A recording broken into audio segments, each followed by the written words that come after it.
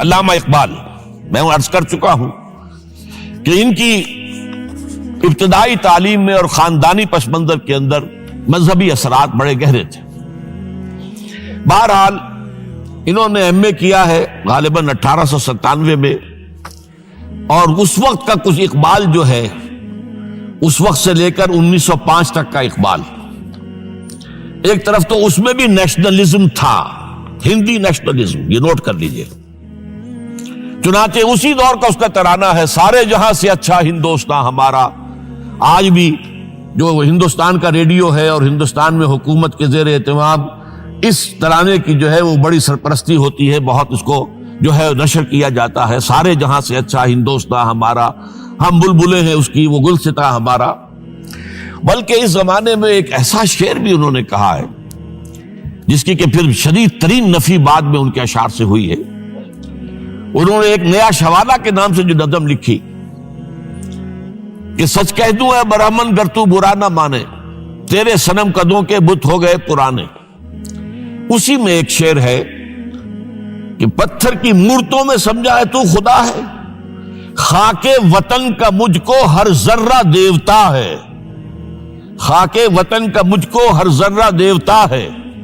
اس درجے گہرا Indian nationalism Iqbal کے اندر بھی موجود تھا۔ لیکن جب اقبال انگلستان گئے ہیں، یہ 28 برس کی عمر میں انگلستان گئے ہیں سن 1905 میں، اور 3 سال وہاں رہے انگلستان اور جرمنی، اور بیرسٹری بھی کی، اور چونکہ فلسفی تھے پی ایچ ڈی بھی کر کے آئے۔ اس عرصے میں معلوم ہوتا ہے کہ اقبال کی قلب ماہیت ہو گئی۔ یہ میرا ایک تجربہ ہے، بڑا پرانا ہے، میرا مشاہدہ تھا۔ 1970 میں پہلی مرتبہ میں انگلستان گیا تھا، میرے چھوٹے بھائی وہاں زیر تعلیم تھے، انہوں نے بلایا تھا۔ وہاں میں نے دیکھا کہ یونیورسٹیوں میں پڑھنے والے ایک P H D, 2 P H D کرتے ہوئے لوگ بیٹھتے ہیں، جمعے کے روز قرآن پڑھتے ہیں، درس قرآن ہوتا ہے، اور وہ ایک دوسرے سے قرآن پڑھ کے سنتے بھی ہیں تاکہ جو تجوید کی غلطیاں ہوں ان کی تصحیح ہو سکے۔ اور میں نے سوچا کہ پاکستان میں اس سطح کے لوگ جو ہیں کبھی اس قسم کی مصروفیت میں مبتلا مجھے تو نظر نہیں آئے۔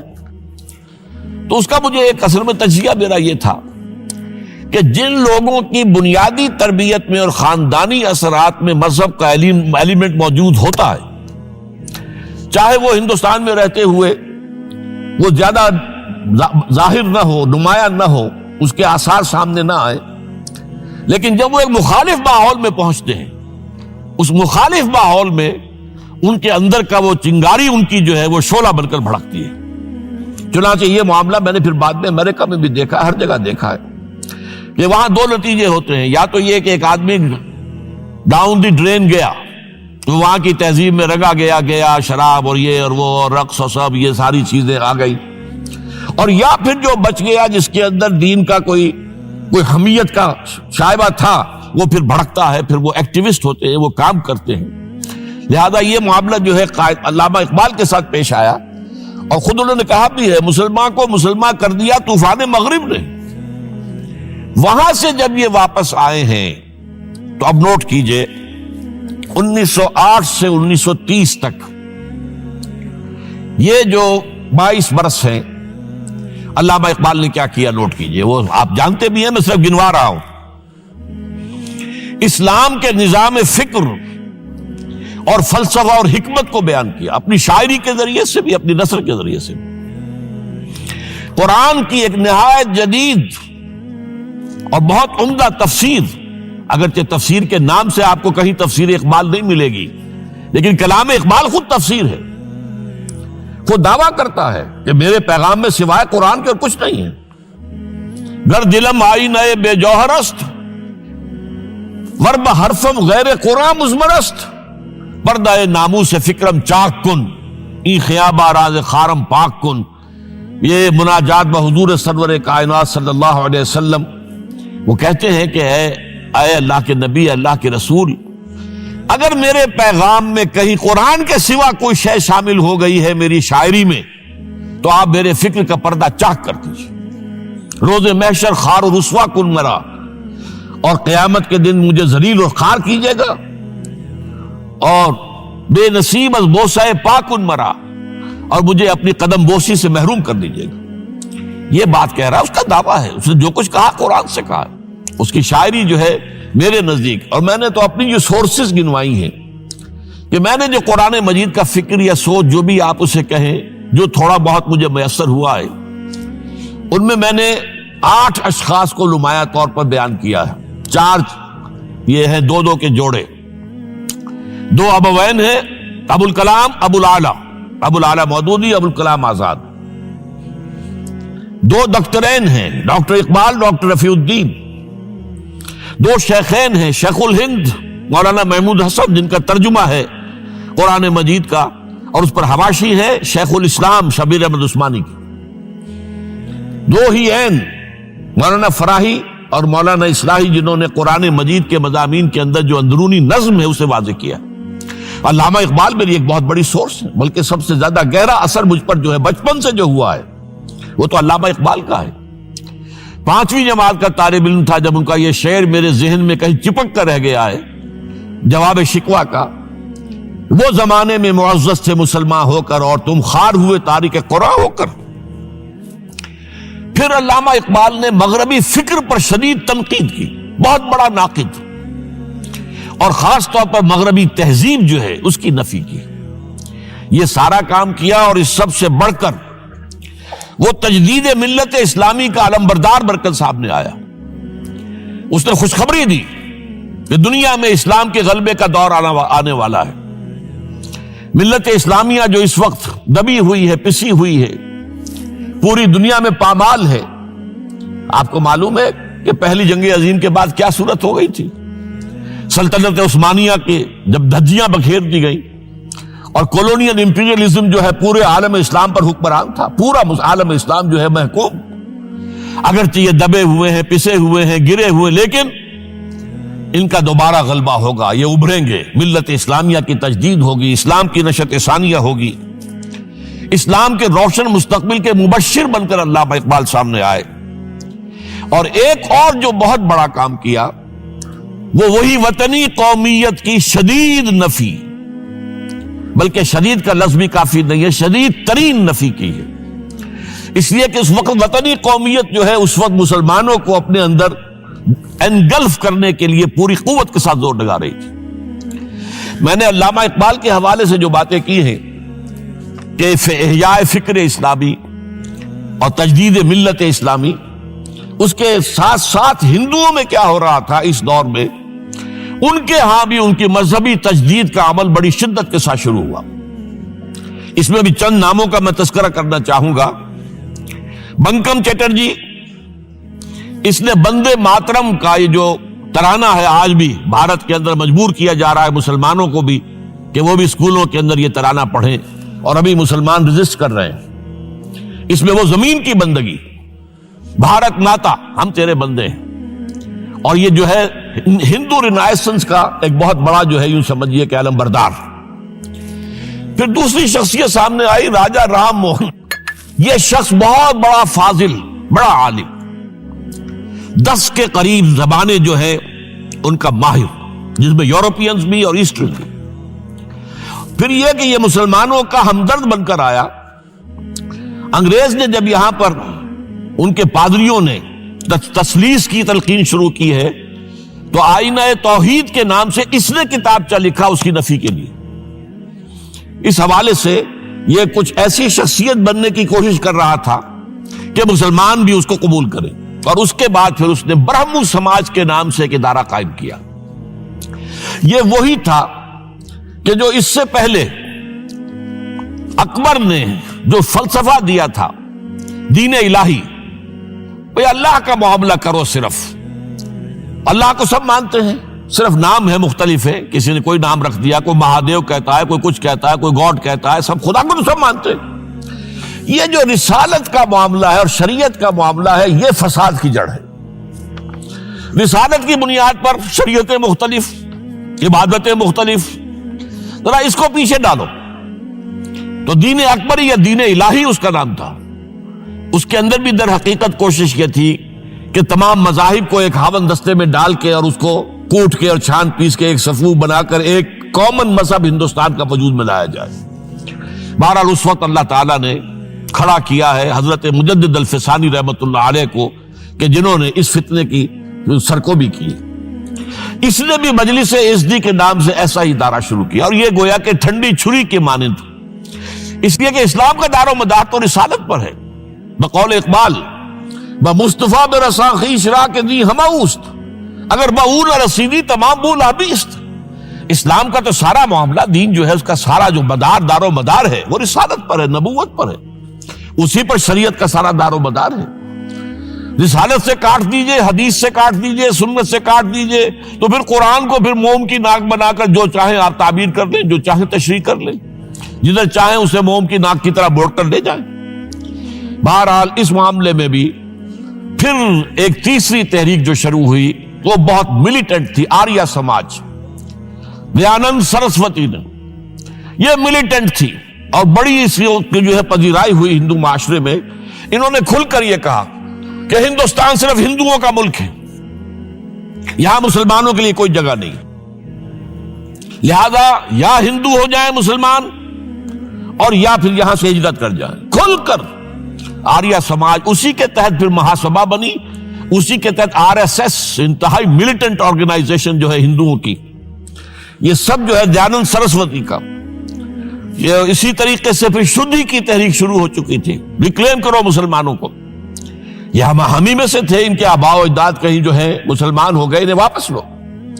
چنانچہ راجستھان کے علاقے میں جہاں بڑی جہالت تھی، مسلمانوں میں علم نہیں تھا، بس کہیں بزرگوں کے کسی زیر اثر فیض سے، کسی صوفی کے وہ اسلام تو لے آئے لیکن تربیت کا کوئی انتظام ہوا ہی نہیں، مسلمان حکومتوں نے کیا ہی نہیں، کچھ بھی نہیں کیا. تو نتیجہ یہ نکلا کہ بڑے پیمانے پر شدھی کی تحریک ہو رہی تھی. میوات کے علاقے میں بڑی تیزی کے ساتھ مسلمان جو میو تھے وہ ہندو ہو رہے تھے. اسی پر تحریک اٹھائی ہے مولانا الیاس رحمت اللہ علیہ نے. ان کا مقابلہ کرنے کے لیے، اس تحریک کا، اس شدھی کی تحریک کا مقابلہ کرنے کے لیے یہ تبلیغی جماعت کا نظام بنایا تھا کہ بس 6 باتیں لو اور جاؤ، دیہات میں جاؤ، چنے لے کر گڑ لے کر جاؤ، کسی کا کھانا نہ کھاؤ، اپنا کھانا کھاؤ، کوئی تنخواہ نہیں، اور دین کی تبلیغ کرو. یہ نظام ان کا در حقیقت اسی شدھی کی تحریک کے جواب میں شروع ہوا. پھر سنگٹن کی تحریک شروع ہوئی کہ ہندوؤں کو سب کو جمع کر لیا جائے. اب اس اعتبار سے ذرا نوٹ کیجئے، علامہ اقبال نے جو نفی پھر وطنیت کی ہے، اتفاق سے یہاں یہ اشعار لکھے ہوئے ہیں: اس دور میں میں اور ہے، جام اور ہے، جم اور، ساقی نے بنا کی روش لطف و ستم اور، تہذیب کے آزر نے ترشوائے صنم اور، مسلم نے بھی تعمیر کیا اپنا حرم اور، ان تازہ خداؤں میں بڑا سب سے وطن ہے، جو پیرہن اس کا ہے وہ مذہب کا کفن ہے. اب ذرا قلب ماہیت کا اندازہ کیجئے.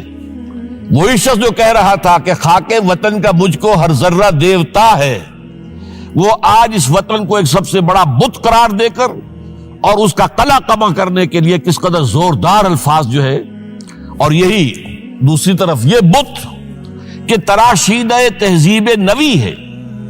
یہ جو نیشن سٹیٹ کا تصور ہے، یہ 18ویں صدی سے یورپ میں شروع ہوا. نیشن سٹیٹ، ایک ملک میں رہنے والے سب شہری ہیں، برابر ہیں، اور ان کے اندر مذہب کا اختلاف ہو، یہ اس کا کوئی حیثیت نہیں. مذہب تو پرائیویٹ معاملہ ہے، ہاں جو سرکاری سطح پر ہوگا معاملہ، اجتماعی معاملات جو ہے وہ کسی مذہب سے طے نہیں ہوں گے. یہ نیشن سٹیٹ کا تصور. یہ بت کہ تراشیدہ تہذیب نوی ہے، غارت گرے کاشانہ دین نبوی ہے، بازو تیرا توحید کی قوت سے قوی ہے، اسلام تیرا دیس ہے تو مصطفی ہے، نہ زارہ دیری نہ زمانے کو دکھا دے، اے مصطفی خاک میں اس بت کو ملا دے. اس سے بھی زیادہ مجھے ملا ہے ایک ان کے قطعہ جو ہے: منزل راہ رواں دور بھی دشوار بھی ہے، کوئی اس قافلے میں قافلہ سالار بھی ہے، بڑھ کے خیبر سے ہے یہ مارکہ دین و وطن. خیبر، غزوہ خیبر سے کہیں بڑھ کر یہ دین و وطن کا مارکہ، کہ ہمارے نزدیک ہماری قومیت کی بنیاد ہمارا دین ہے. آج دنیا یہ کہتی ہے کہ قومیت کی بنیاد وطن ہے. یہ جو مارکہ دین و وطن ہے، بڑھ کے خیبر سے ہے یہ مارکہ دین و وطن. اس زمانے میں کوئی حیدر کرار بھی ہے، تو واقعہ یہ ہے کہ علامہ اقبال نے اس سلسلے میں وہ رول بھی پلے کیا کہ جو حضرت مجدد الفسانی رحمت اللہ علیہ نے دین اکبری کا قلع قبا کرنے میں ادا کیا تھا، اور اس میں کوئی شک نہیں ہے۔ اس اعتبار سے میں کہا کرتا ہوں کہ حضرت مجدد الفسانی کے بروز کی حیثیت رکھتے ہیں علامہ اقبال، اور ان کو جو گہری نسبت تھی، حاضر ہوا میں شیخ مجدد کی لحد پر، وہ خاک کے ہے زیر فلک مطلع انوار، گردن نہ جھکی جس کی جہانگیر کے آگے، جس کے نفس گرم سے ہے گرمی احرار، وہ ہند میں سرمایہ ملت کا نگہباں، وہ ہند میں سرمایہ ملت کا نگہباں۔ ملت کا سرمایہ تو سارا کا سارا جو ہے ایمان بر رسالت سے۔ آپ حضرت مجدد الفسانی کے خطوط پڑھیے، سب سے زیادہ زور اطاعت رسول، اطاعت رسول، اطاعت رسول، اطاعت رسول۔ جس کی جڑ کاٹنے کی کوشش کی تھی دین الہی کے ذریعے سے اکبر نے، اس کو دوبارہ مستحکم کیا ہے وہ مجدد الفسانی رحمت اللہ علیہ نے۔ اب آئیے 1930 کا ماہ دسمبر، اس میں ایک بات ہم دیکھ چکے، محمد علی جناح ہندوستان کی سیاست سے مایوس ہو کر ملک چھوڑ کر انگلستان میں جا کر آباد ہو چکے۔ اور اس ضمن میں ایک واقعہ میں آپ کو سنا دوں۔ ایس ایم اکرام صاحب کا نام بہت سے حضرات کے علم میں ہوگا، ان کی 3 کتابیں جو ہیں بڑی مارکت الآراء ہیں، آب کوثر، موج کوثر، روض کوثر۔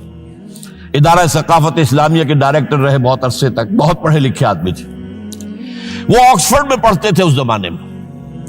وہ لندن گئے، انہوں نے محمد علی جناح صاحب سے ملاقات کی اور کہا کہ آپ کیوں چھوڑ کر آ گئے ہندوستان؟ ہندوستان کے مسلمانوں کو آپ کی رہنمائی کی ضرورت ہے۔ تو جواب جو تھا محمد علی جناح کا وہ نوٹ کرنے کے قابل ہے۔ ہندوز آر انکوریجیبل، یہ ہے جو نتیجہ نکالا تھا محمد علی جناح نے۔ یوں سمجھیے کہ 24 برس کی محنت شاقہ کہ کوئی اتحاد کا فارمولہ طے ہو جائے، کوئی بنیاد ہو جائے، کوئی ہمارے مابین متفق علیہ اسکیم طیب بن جائے، لیکن جس درجے مایوس ہوا ہے شخص، ہندوز آر انکوریجیبل، یہ ناقابل اصلاح ہے۔ اور مسلمانوں کا حال یہ ہے کہ ان کا ایک لیڈر جو بات مجھ سے کرتا ہے صبح کو وہ شام کو ڈپٹی کمشنر کو بتا دیتا ہے۔ تو اب میں ایسی قوم کی رہنمائی کیسے کروں؟ تو یہ میں نے آپ کو یہ واقعہ بھی سنا دیا کہ وہ مایوسی کا عالم کیا تھا۔ لیکن اب جو ہے 1930 میں جبکہ مسلم انڈیا کا ایک سورج تو غروب ہو گیا تھا، مغرب میں جا کر بیٹھ گیا، مغرب میں سورج غروب ہوتا ہے، ایم اے جناح تو وہاں بیٹھ گئے۔ ایک سورج اب طلوع ہوا ہے مسلم لیگ کے پلیٹ فارم پر، یہ ہے علامہ اقبال۔ 1930 کا جو ان کا خطبہ ہے الہ آباد کا، وہ بہت اہم، بہت اہم، بہت اہم۔ ایک تو یہ کہ انہوں نے اپنی شاعری کے ذریعے سے وطنیت کی جو نفی کی تھی اور مسلم قومیت کا جو اس بات کیا تھا، اسے ایک فلسفیانہ انداز میں سوشیولوجی، عمرانیات کے مسلمہ اصولوں کی روشنی میں جس طریقے سے مدلل بیان کیا ہے، اس اعتبار سے وہ ایک بہت قیمتی دستاویز ہے۔ لیکن اس کے ساتھ ہی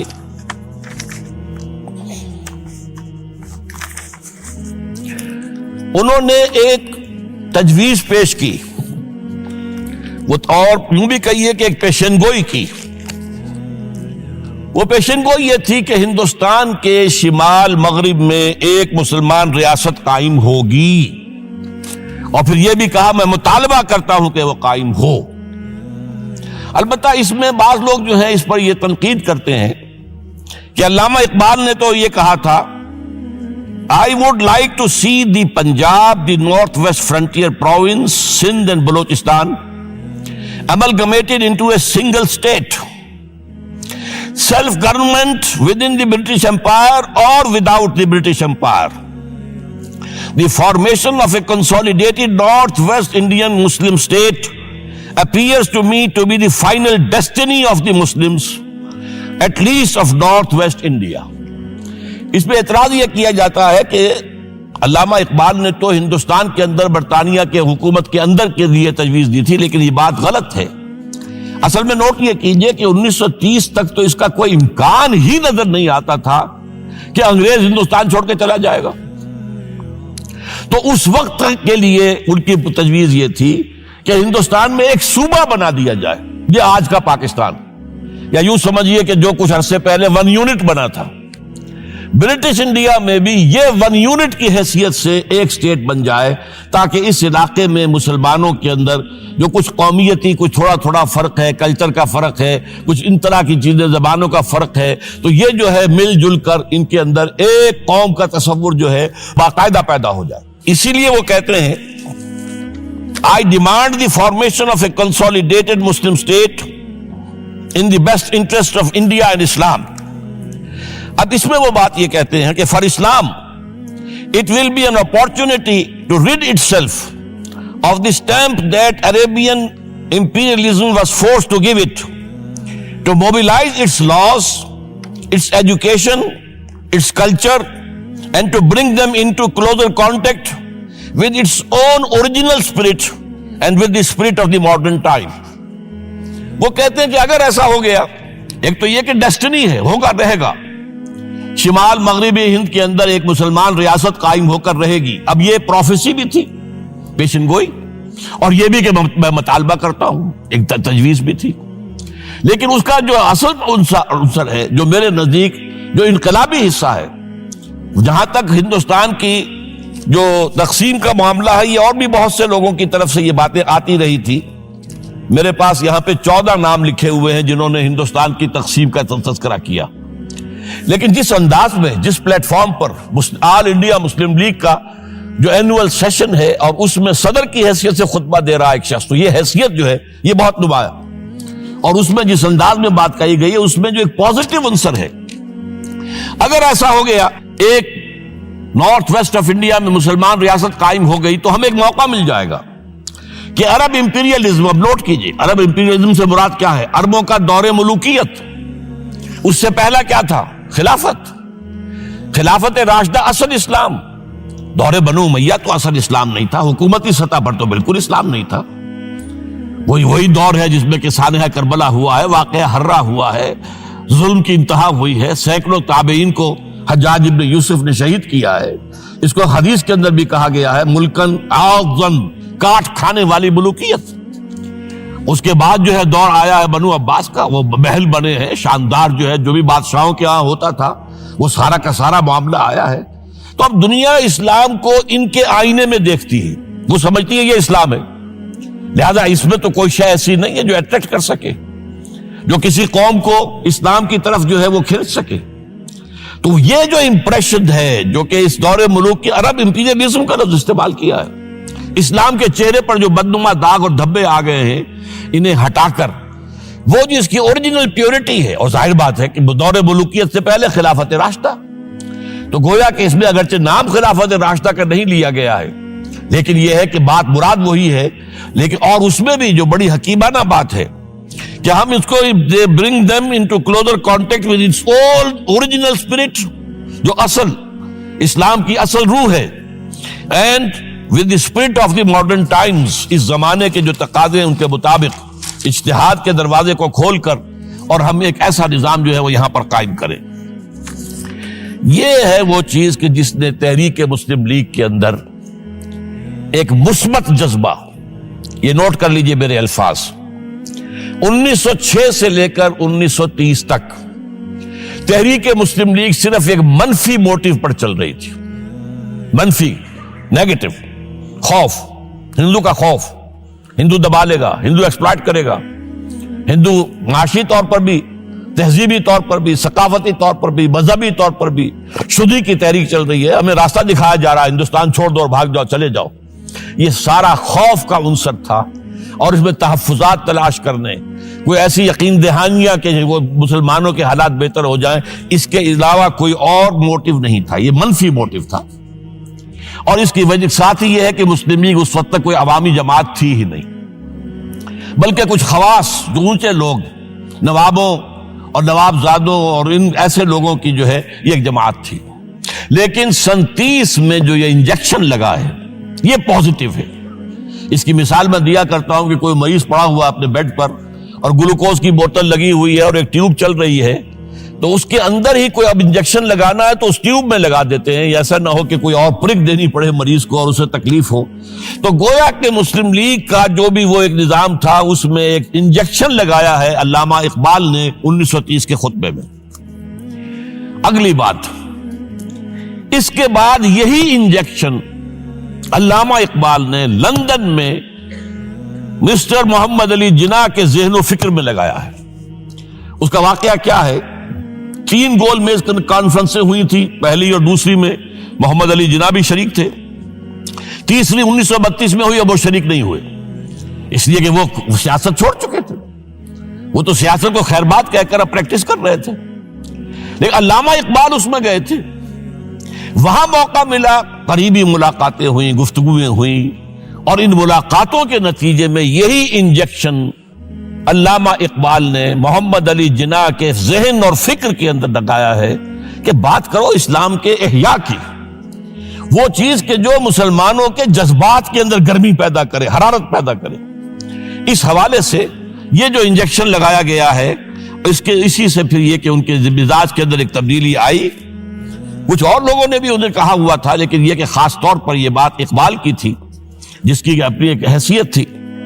بہرحال 1934 میں ایم اے جناح واپس آ گئے، پھر انہیں مسلم لیگ کا تا حیات صدر بنا دیا گیا، پھر انہوں نے مسلم لیگ کو سنبھالا ذرا، لیکن 1936 کے الیکشن جو آئے یہاں پر، اس میں کانگریس پوری اوور ویلمنگ میجورٹی سے جیت گئی۔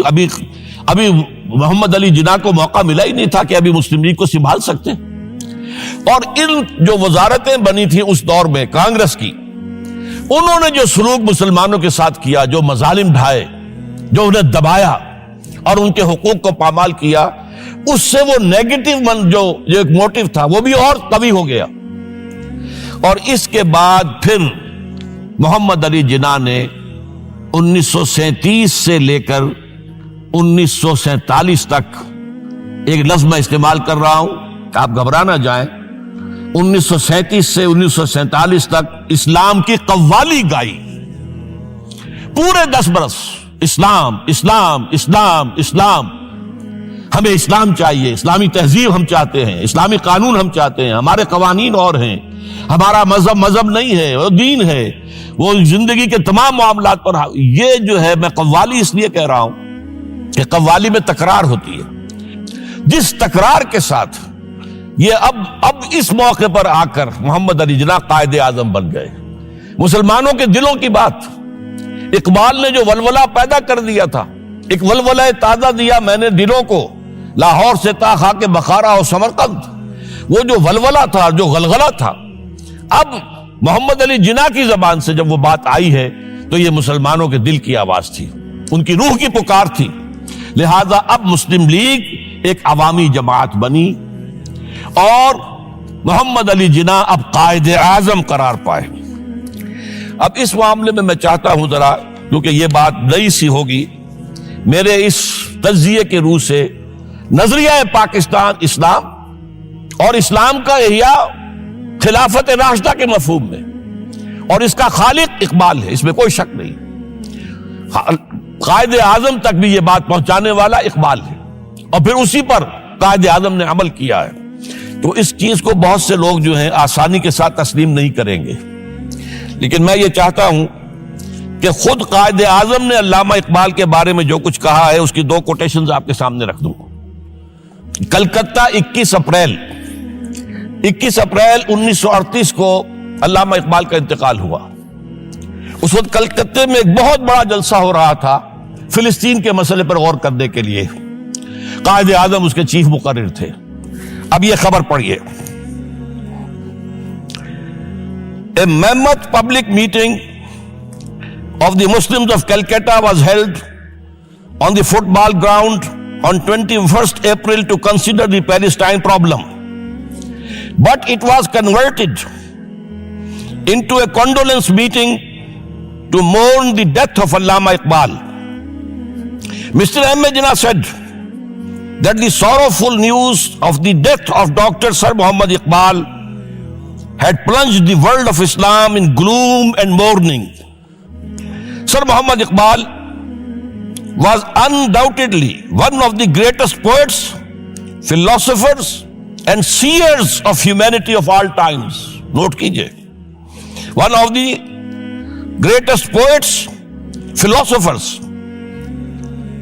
and seers, जिनको के मुस्तकबिल को देखने की सलाहियत होती है, जिनकी निगाह गाह मेरी निगाह तेज चीर गई दिले वजूद, जिसके बिना पर आबे रवाने कबीर तेरे किनारे कोई देख रहा है किसी और जमाने के ख्वाब. ये अल्लामा इकबाल ने जो कुछ देखा था इस्लाम के मुस्तकबिल के बारे में.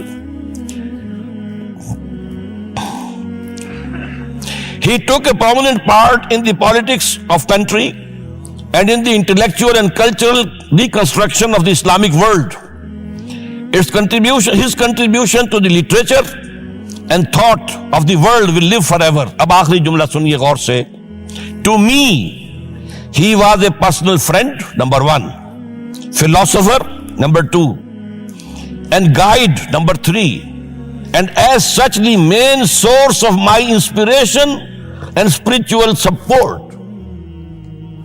कोई शक इसके बाद रह जाता? और ये अल्फाज कौन कह रहा है? ये मोहम्मद अली जिन्ना है. लफ्फाज आदमी नहीं है वो कोई शोला बयान खतीब जो अल्फाज जो है उसके अब्बार लगा दे, नहीं. जो एक एक लफ्ज, वकील, बहुत बड़ा वकील, एक एक लफ्ज जो है तोल कर बोलने वाला, उन्हें क्या करार दिया? तो खुद तस्लीम किया. दूसरा मैं और दे रहा हूं, ये सन 40 में इकबाल डे मनाया गया था. अब इसमें क्या कहते हैं कायदे आजम? If I live to see the ideal of a Muslim state being achieved in India, and I were then offered to make a choice between the works of Iqbal and the rulership of the Muslim state, I would prefer the former. अगर हम कामयाब हो जाते हैं कि इस्लामी रियासत कायम करने में, मुसलमान रियासत कायम करने में, और उसके बाद मेरे सामने चॉइस रखा जाता है कि या तो अल्लामा इकबाल का कलाम ले लो और या हुकूमत के सरबराह बन जाओ, तो मैं अल्लामा इकबाल के कलाम को तरजीह दूंगा. और सुनिए, continuing, Mr. Jinnah said that in April 1936 he thought of transforming the Muslim League, which was then only an academic institution, into a parliament of the Muslims of India. From that time to the end of his life, he continued. Iqbal stood like a rock by him. Iqbal, Mr. Jinnah said, was not only a great poet who had permanent place in the history of the world's best literature, he was a dynamic personality who during his lifetime made the greatest contribution towards rousing and developing of Muslim national consciousness.